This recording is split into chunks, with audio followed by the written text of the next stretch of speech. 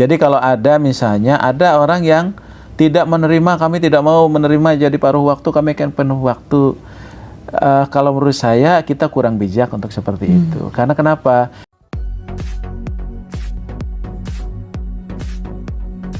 Isunya kan paruh waktu itu jam kerjanya full tapi gajinya separuh. Tapi ada juga yang bilang kerjanya setengah hari, gajinya full gitu. Wah enak banget kalau gitu, atau bagaimana gitu? Apa benar seperti itu? Bisa atau bagaimana? Paruh waktu semua ya? Iya, paruh Jadi waktu. Gini, konsep paruh waktu itu sebetulnya muncul ketika ada komitmen kita. Pertama, tidak boleh ada PHK massal. Kedua, tidak boleh ada yang dirugikan ya. Kemudian jangan ada penurunan penghasilan dan sebagainya. Tapi di sisi lain, formasi kita dan anggaran Pemda ini misalnya nggak ada uangnya, ya gitu ya. Nah itulah kita harus cari jalan tengah ya. Kita ini bisa saja mencari istilah yang lain, tapi kalau kita cari istilah yang lain, ya itu akan beda konsepnya. Mereka merasa tidak menjadi ASN. Tapi kalau kita gunakan P3K, maka dia pun tidak akan dapat penghasilan sebagaimana P3K. Ada gaji pokok, ada tunjangan melekat, dan ada tunjangan kinerja. Tapi kalau untuk bayar tiga-tiganya nggak mungkin nih. Tapi kalau dibayarin semua, kita nggak akan sanggup untuk mengangkat mereka. Akhirnya muncul apa ya, jalan tengahnya, oke lah P3K, tapi P3K paruh waktu itu tidak disebut di undang-undang. Di undang-undang itu P3K, maka tidak ada juga istilah P3K penuh waktu. Jadi P3K aja ini kita sebutkanlah istilah P3K paruh waktu, supaya pertama masih muncul nomenklatur P3K-nya. Oh, saya walaupun paruh waktu saya P3K nih.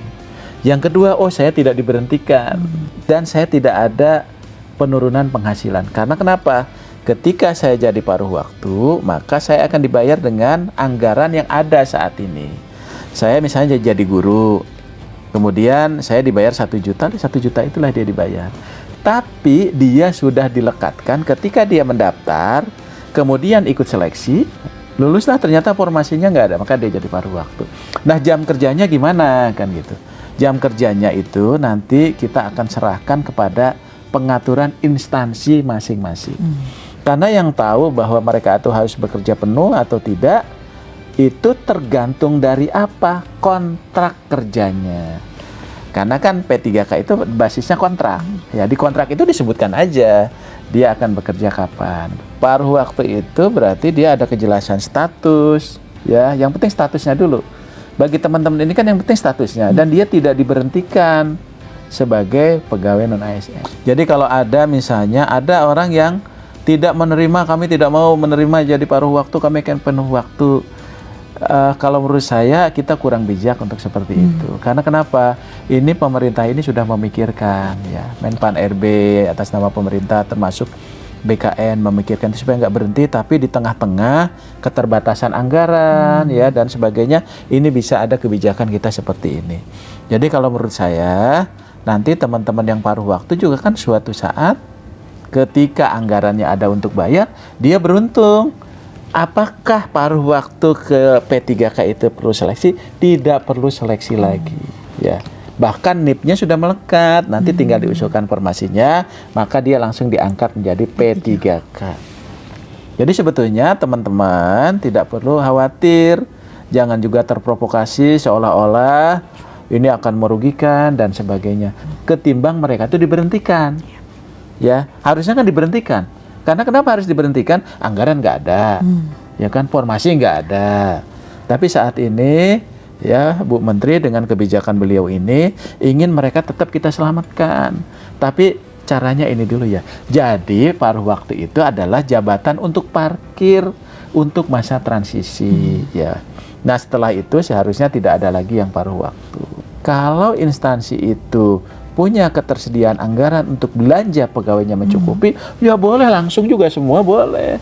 Kan kita juga tidak bisa memaksa kementerian, lembaga, dan Pemda yang nggak punya uang gitu harus bayar. Guru kan jam mengajarnya juga sudah jelas, silahkan diatur. Boleh nggak misalnya dia akan dapat fasilitas lain? Ya boleh saja. Ya, mereka juga ikut boleh rapat. Mereka dapat apa dan sebagainya kan boleh-boleh aja. Nah, siapa saja nih Pak yang masuk ke P3K paruh waktu Nah, nih Pak? jadi P3K paruh waktu itu yang pertama mereka yang terdata dalam database BKN. Prioritas yang itu ya, Pak, ya? Itu prioritas. Prioritas. Ya. Kecuali kalau ada kelebihan. Oke. Yang kedua, bagi mereka yang telah mengikuti seleksi tahap 1. Tahap 1 walaupun dinyatakan nggak lulus, dia jadi P3K karena nggak ada formasinya. Jadi istilahnya nggak ada lulus dan nggak lulus sebetulnya. Jadi artinya yang penting dia mengikuti seleksi. Yang ketiga adalah bagi mereka yang sudah mengikuti seleksi CPNS yang database. Tapi pertanyaannya, kalau saya bukan database, kemudian ikut seleksi CPNS, bisa nggak ikut ke tahap 2? Nggak bisa. Karena dia bukan dalam database BKN. Ini kan banyak pertanyaan. Saya ini nggak bisa loh daftar tahap 2. Ya, begitu dilihat ternyata dia bukan database. Dia ikut CPNS nggak lulus, maka dia terkunci nicknya di BKN. Tapi bagi saya database BKN, saya ikut SKD, ternyata gugur, atau SKB gugur, maka dia tidak perlu seleksi lagi, dia akan langsung diangkat menjadi P3K paruh waktu. Oke, mudah-mudahan bagi saya sih cukup jelas ya Pak ya, sangat jelas. Mudah-mudahan jelas. Nah, termasuk pendaftar nih yang terakhir. Oke, Jadi Pak. yang ikut yang dulu tidak mendaftar, kemudian ikut tahap 2, kemudian ada 100, dia ternyata 150, yang 50-nya juga tetap paruh waktu. Ini ada pertanyaannya gini Pak, dia sudah bekerja nih selama 2 tahun, tetapi dia tidak terdata dalam database. Itu tuh jadi dimaksud masa kerja minimal 2 tahun itu dihitungnya tuh dari kapan? Gitu, Pak? Jadi kalau sebetulnya yang prioritas itu selalu disampaikan Bu Menteri itu database BKN, karena itulah yang menjadi komitmen.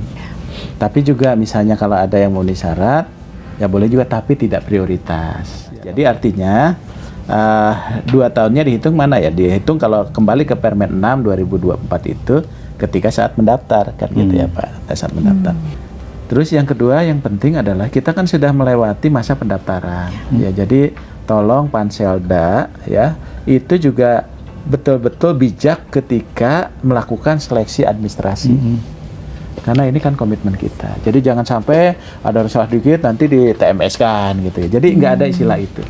Karena prinsipnya dia mendaftar, dia ikut seleksi, mohon teman-teman di Pemda ini jaga dan bantuin ya teman-teman. Karena mereka sudah punya komitmen, apalagi sudah bekerja ya Pak ya.